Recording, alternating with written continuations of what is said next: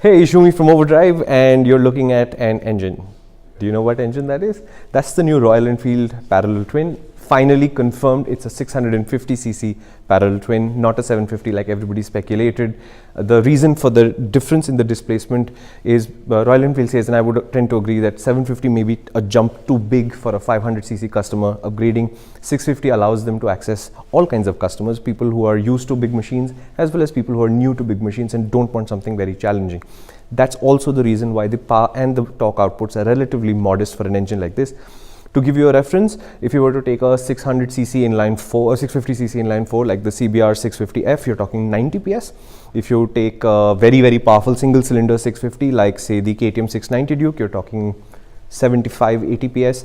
If you look at the Ninja 650 as an example, you're still in the 68-65 PS range. That makes 47 PS at 7000 RPM. It makes 53 Newton meters of torque at 4000 RPM. Royal Enfield says it's a fat torque curve, it's easy to ride, but it can go quite quickly if you want. Motorway speeds are entirely possible. It's one customer that Royal Enfield hasn't been able to get so far because the current Royal Enfields just don't do motorway speeds easily. This thing will. So that's the background on which this engine is designed, and despite the way it looks, and it looks like this because the 1948 500 twin inspired the engine cases as it were. Despite the way it looks, it's a thoroughly modern engine. So that's an 8-valve head SOHC configuration. It's got a slip assist clutch to ensure that the lever effort is low. The alternator is oversized so that when Royal Enfield when Royal Enfield introduces genuine accessories, they can be powered by the engine itself. In that way, it's a completely modern engine, and it's obviously the newest engine. As I say this to you, we are 2 days to go to the Milan show, and we believe that Royal Enfield will show 2 motorcycles powered by this engine at the Milan show. Both will be pre-production prototypes, and the final motorcycles will only see the light of day in April 2018. That's the intended plan. Royal Enfield says the international rollout will be slow. It will take place throughout the year 2018. But we are expecting India to be in one of the first markets. We don't have a confirmation yet. And if that is the case, then this motorcycle should go on sale by April. And they have confirmed that the motorcycle will have ABS, which becomes mandatory in April. We have seen some forms of the prototype. So we're expecting one cafe racer and one motorcycle with a normal street style handlebar.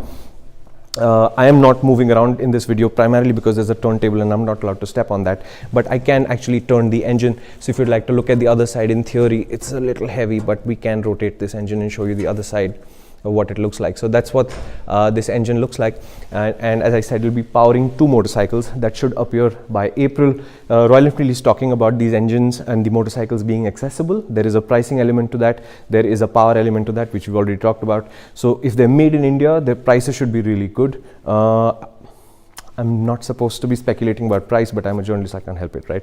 So an engine like this, 5.5 lakh rupees, I think would be excellent pricing, depending on what this final spec turns out to be.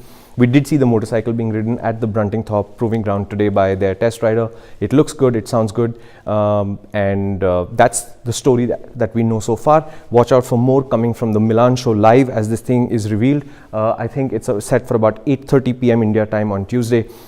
These stories are going live, of course, right now, and expect this engine to power a lot more Royal Enfields in the future. So first we have 2 motorcycles that I think will be there, the Cafe Racer and the normal. This might be the basis for something like a bigger Himalayan, a proper adventure tourer style kind of motorcycle that comes later. And obviously this is part of a product plan, so there will be more Royal Enfields in the future as well. This is Overdrive coming to you from the Royal Enfield's new UK Technical Centre at Bruntingthorpe, which is close to Leicester in the United Kingdom.